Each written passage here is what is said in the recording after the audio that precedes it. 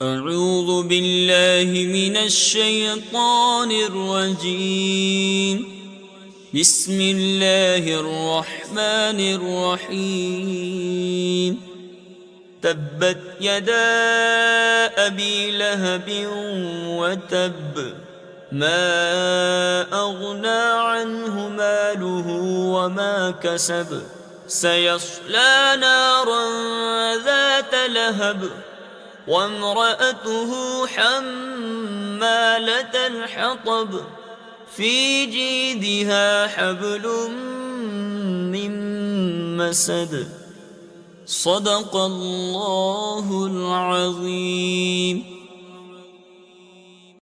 سورہ لہب۔ سورہ لہب کا تعارف، مقام نزول۔ سورہ ابی لہب مکہ مکرمہ میں نازل ہوئی ہے۔ آیات، کلمات اور حروف کی تعداد: اس صورت میں 1 رکوع، 5 آیتیں، 20 کلمات اور 77 حروف ہیں۔ لہب نام رکھنے کی وجہ: لہب کا معنی ہے آگ کا شعلہ۔ عبد المطلب کا ایک بیٹا عبد العزیٰ جو کہ بہت ہی گورا اور خوبصورت آدمی تھا، اس کی کنیت ابو لہب ہے، اور اس سورت کی پہلی آیت میں یہ لفظ ابی لہب موجود ہے۔ اس مناسبت سے اسے سورہ ابی لہب یا سورہ لہب کہتے ہیں۔ سورہ لہب کا شان نزول: جب نبی کریم صلی اللہ تعالی علیہ وآلہ وسلم نے کوہ صفا پر عرب کے لوگوں کو دعوت دی تو ہر طرف سے لوگ آئے، اور حضور اقدس صلی اللہ تعالی علیہ وآلہ وسلم نے ان سے اپنے صدق و امانت کی شہادتیں لینے کے بعد فرمایا: انی لکم نذیر بین یدی عذاب شدید۔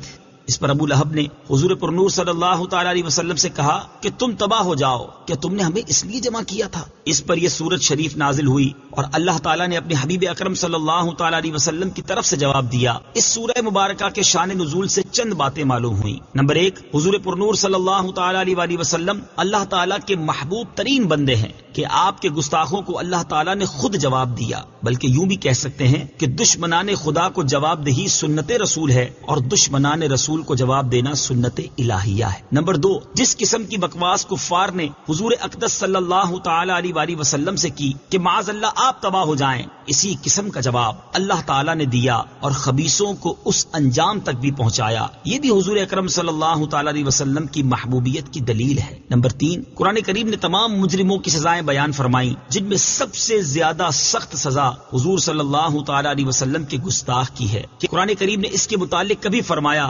زنیم یعنی بدکاری کی پیداوار، اور کبھی فرمایا ابتر یعنی خیر سے کٹا ہوا اور محروم، اور کبھی فرمایا تبت یدا تباہ ہو جائے، اور کبھی فرمایا لن یغفر اللہ لہم اللہ انہیں ہرگز نہ بخشے گا۔ یوں ہی جیسے انعام حضور صلی اللہ تعالی علیہ وسلم کے ادب اور تعظیم پر دیے گئے، ایسے کسی اور عبادت پر نہ دیے گئے۔ نمبر 5، بڑی شرافت، عزت و نسب والے اور مال والے حضور صلی اللہ تعالی علیہ وسلم کی مخالفت سے ذلیل و خوار ہو گئے تو دوسروں کا کیا پوچھنا۔ سورہ لہب کے مضامین: اس صورت میں بتایا گیا ہے کہ سید المرسلین صلی اللہ تعالی علیہ وآلہ وسلم سے دشمنی رکھنے اور انہیں ایذا پہنچانے کی وجہ سے ابو لہب دنیا میں ذلت و رسوائی کے ساتھ ہلاک ہوگا اور آخرت میں اسے جہنم میں ڈال دیا جائے گا، اور اسی طرح اس کی بیوی بھی اس عذاب میں اس کے ساتھ ہوگی کیونکہ وہ اس دشمنی میں اس کی مددگار تھی۔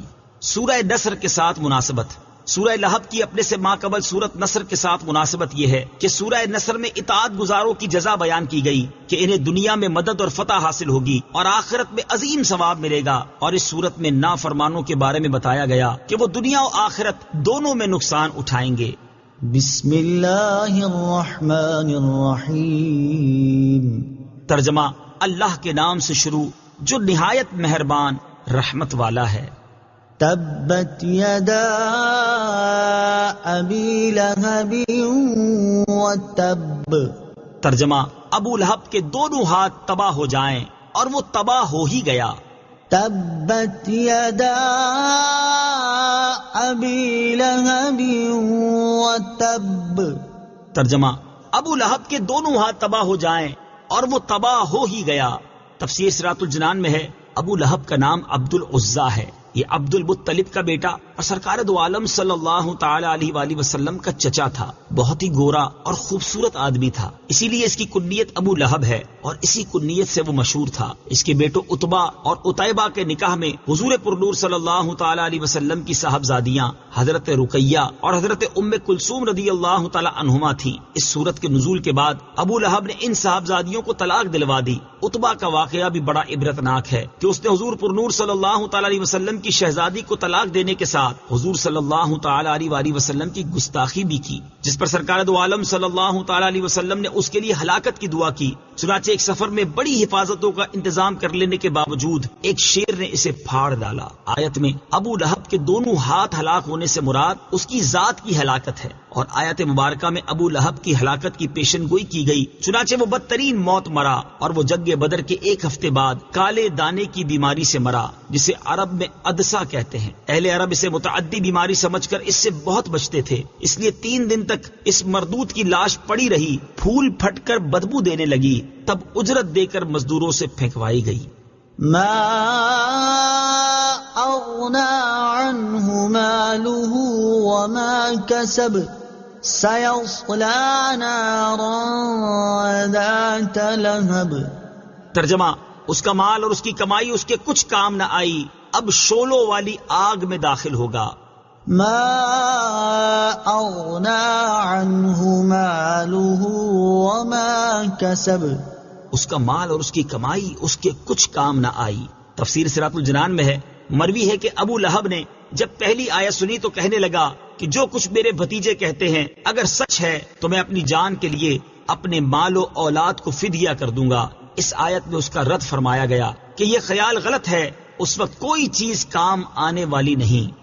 سيصلى نارا ذات لهب. اب شولوں والی آگ میں داخل ہوگا، یعنی ابو لہب قیامت کے بعد دوزخ میں داخل ہو کر آگ کا عذاب پائے گا. اس سے معلوم ہوا کہ ابو لہب کا دوزخی ہونا یقینی ہے.